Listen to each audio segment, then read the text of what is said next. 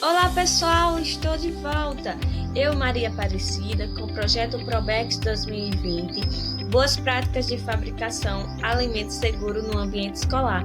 Essa é a nossa quarta aula, mas hoje nós iremos falar sobre as etapas na manipulação de alimentos. Então, iniciaremos com o armazenamento de alimentos. Hoje em dia, na sociedade contemporânea, o método mais eficaz de armazenagem de alimento é a refrigeração e o congelamento, onde a refrigeração ela reduz a multiplicação de micro-organismos e o congelamento ele interrompe a atividade desse micro-organismo. No caso, o congelamento correto, que é a menos 18 graus. Então, o alimento ele é armazenado de acordo com as suas características, não é verdade? Então, para isso, tornar um armazenamento adequado e assim manter a qualidade do alimento. Onde temos como armazenamento seco, que é realizado a temperatura ambiente. Esse alimento seco, como sabemos, eles não podem entrar em contato com umidade, porque essa umidade irá interferir na qualidade do alimento. Por exemplo, um grão, né? Um grão como o feijão. O feijão ele não pode estar em umidade, porque assim vai criar bolores ou fungos e vai diminuir a qualidade e assim não vai levar ao consumo. A refrigeração ela deve ocorrer entre 0 e 5 graus, que é a temperatura da nossa geladeira, e o congelamento ele deve ser a menos 18 graus. Então, após o recebimento, os alimentos devem ser armazenados na seguinte ordem. Primeiro, devem ser armazenados os refrigerados. Por que os refrigerados, Aparecida? Porque eles estão mais próximos de uma temperatura ambiente e, por isso, eles irão receber calor mais rápido, não é isso? Eles irão aumentar a sua temperatura e assim a taxa microbiológica ou multiplicação de micro-organismos. Em segundo, os congelados, pois os congelados eles terão um caminho maior para poder reduzir aumentar a sua temperatura e assim fazer com que chegue um ponto que aconteça a multiplicação de alimentos. E por fim, os não perecíveis, que são os alimentos secos. Também iremos falar sobre da preparação do alimento, onde nós sabemos que as doenças DTAs, as doenças ocorridas através de ingerir alimentos contaminados, elas são frequentes, muito frequentes. Então, o principal princípio é na preparação do alimento. Às vezes, o nosso manejo é incorreto, né?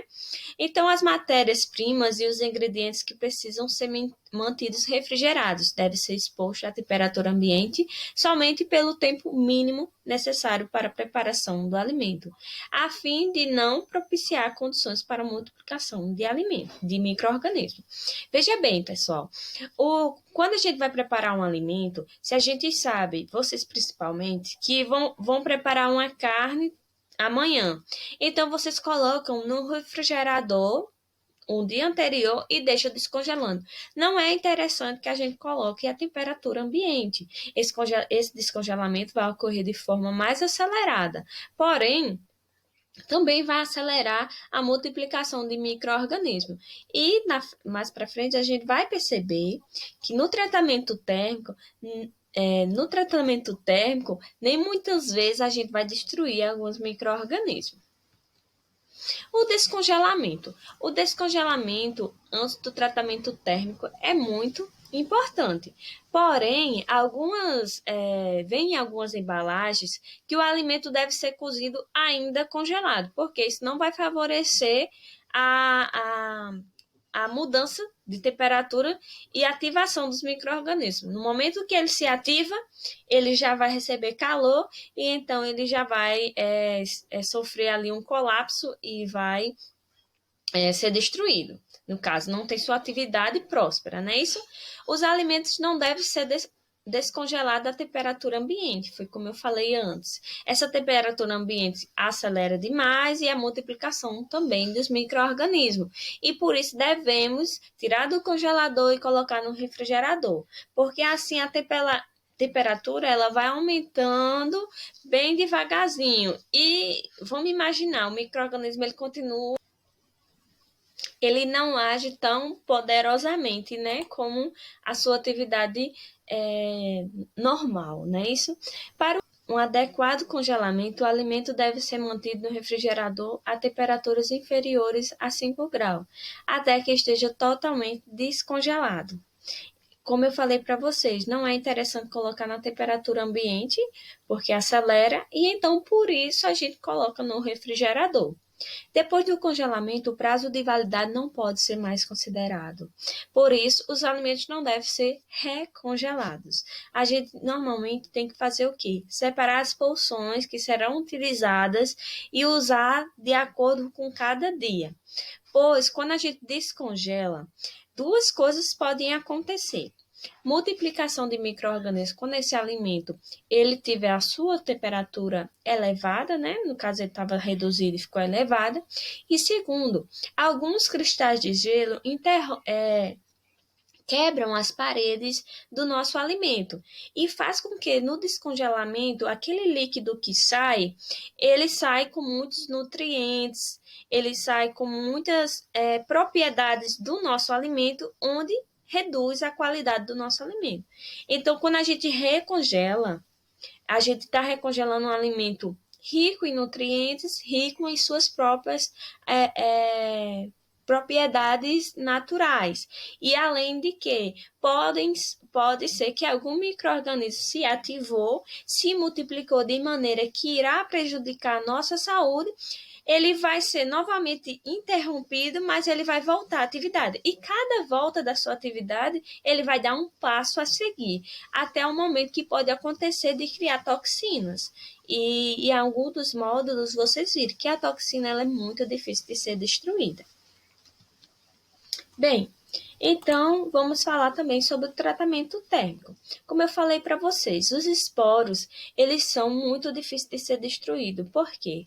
Como o próprio nome diz, eles criam uma barreira contra calor e algumas agressividades que nós possam fazer com ele. Então, não é certo nós deixar a chegar nesse ponto. O alimento deve ser bem cozido, utilizando altas temperaturas, de forma que todas as partes do alimento atinjam no mínimo 70 graus. E como vamos saber? A utilização de termômetro. Mas normalmente a gente não tem esse termômetro em casa. Então o que a gente vai fazer? Colocar que esse cozimento passe por um tempo mais prolongado, para que a gente garanta que qualquer micro-organismo que esteja ali, ele seja destruído. Mesmo que o alimento vá passar pelo cozimento, é fundamental manter o alimento em temperaturas adequadas ao tempo da produção. Então, manter o alimento em tempo refrigerados.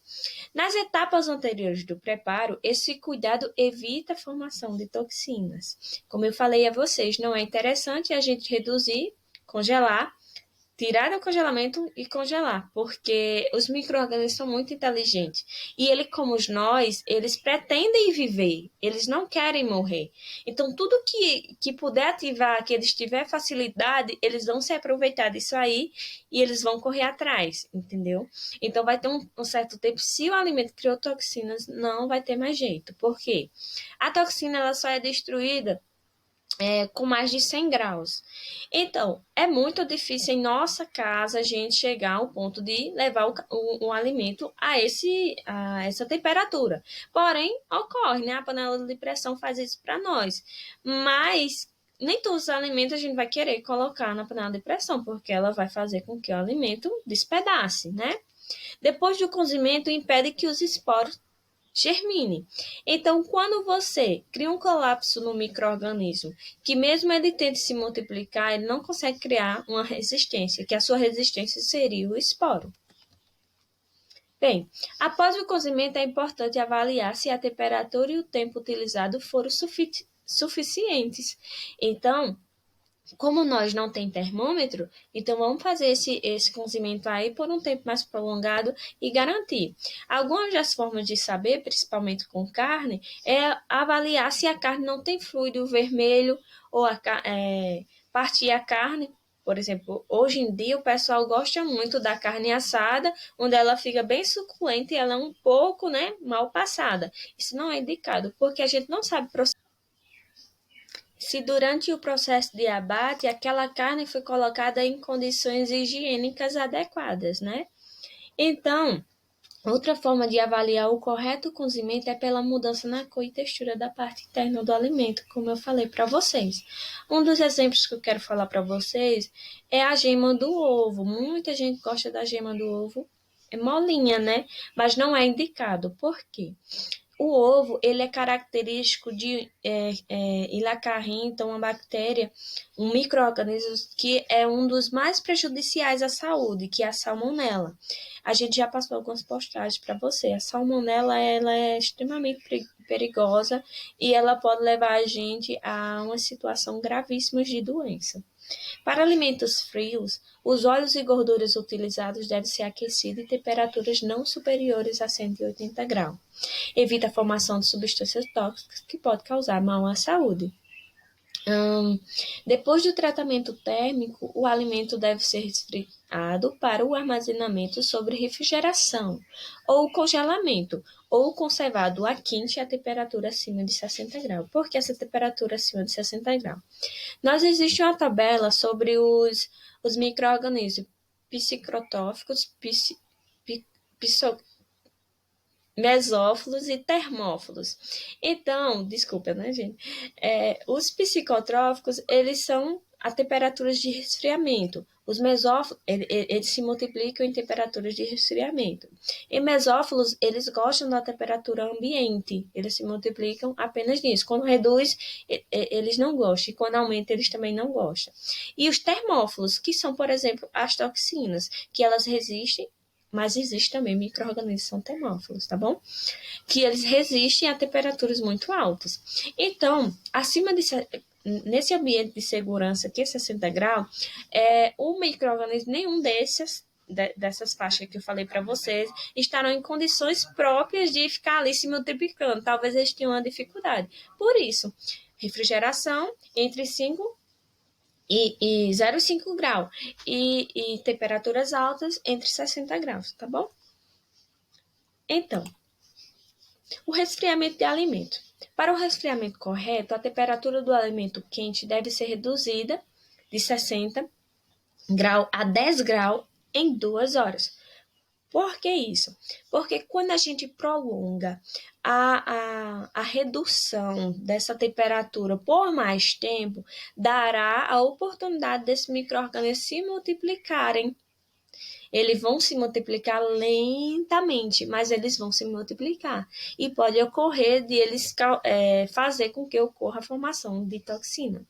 Depois, devemos manter este alimento na refrigeração abaixo de 5 graus, ou congelado a menos 18 graus, ou inferiormente. Como eu falei a vocês, a refrigeração ela vai reduzir essa multiplicação mais ainda, e o congelamento ele interrompe a multiplicação. Bem, a conservação do alimento preparado. Nós preparamos o alimento e agora como eu vou conservar? Que tempo pode estar exposto o meu alimento?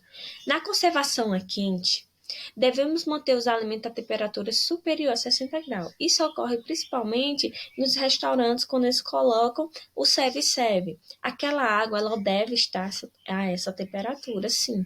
Se ela não tiver essa temperatura, vai ocorrer multiplicação do micro-organismo e quem ingerir aquele alimento poderá ter uma infecção intestinal. Então, por no máximo 6 horas. Por que não além disso? Porque nós sabemos que a alta temperatura também vai agredir o alimento. E essa agressão no alimento não é legal, porque vai fazer com que o alimento perca suas propriedades. Lembre-se que esse período começa a contar assim que o alimento estiver pronto. Na conservação a frio, os alimentos devem ser mantidos em temperaturas abaixo de 5 graus. O alimento pode ser mantido sob refrigeração por até 5 dias, dependendo da temperatura selecionada e das características do alimento. Tá bom? E por fim, vamos falar sobre o transporte dos alimentos, do alimento preparado. Pode ocorrer, sim, no ambiente de vocês transportar alimentos, não é isso? Acho que sim. Para alimentos quentes, devemos utilizar caixas térmicas apropriadas, limpas e com bom estado de conservação. Para garantir que esse alimento não vai ser contaminado, é indicado que a gente higienize essas vasilhas antes de colocar o alimento ali para a conservação. No caso de alimentos conservados a frio, podemos usar veículos com refrigeração ou caixas térmicas. E a exposição dos alimentos prontos? Vamos falar em 2 pontos. Evitar despejar alimentos novos sobre alimentos já expostos. Por quê? O alimento já exposto, talvez ele tenha sido colocado numa condição que possibilitou a multiplicação de micro-organismos. Aí você vai e pega um alimento novo e coloca lá nesse já exposto. O que vai acontecer? O alimento novo ele vai acabar também aderindo àqueles micro-organismos. Ou também a exposição, nós sabemos que existem vários nutrientes e vitaminas, que a exposição eles vão embora. E esse alimento ele não será tão fresco mais porque ele entrou em contato com o já exposto. Não permita o contato de carnes cruas ou seus sucos com os alimentos prontos. Muito importante, gente. O suco de carnes, eles acarretam nutrientes, proteínas. Então, uma carga nutricional que os micro-organismos adoram. Então, onde eles estão presentes, micro-organismos também estarão. Como nós sabemos, existe micro-organismos de deterioração, existe micro-organismos de patogênicos, mas a nossa preocupação vai ser exatamente o quê? Se preocupar com que não ocorra os micro-organismos. Bem, gente, a nossa aula é curta, era mais para abranger mesmo esses pontos. Muita felicidade em estar com vocês. Eu quero muito agradecer a atenção e toda a dedicação de vocês estarem aqui comigo. É muito bom isso, foi uma experiência inesquecível. E eu queria dizer a vocês que vocês se cuidem, usem as dicas que a gente deu sobre higiene e todos os passos contra o Covid-19. Não saiam de casa sem máscara, o uso de álcool em gel, a preparação e recebimento das suas matérias-primas dentro das vossas casas. Vocês recebam com precaução, lavem. Todas essas dicas que a gente deu para vocês vai servir muito, principalmente como eu falei para vocês, a conservação e refrigeração. Com esses saberes poder inativar ele na casa de vocês. Um grande beijo, fique com Deus e até a próxima, viu? Essa foi a nossa última aula e aqui a gente encerra o nosso 5º módulo.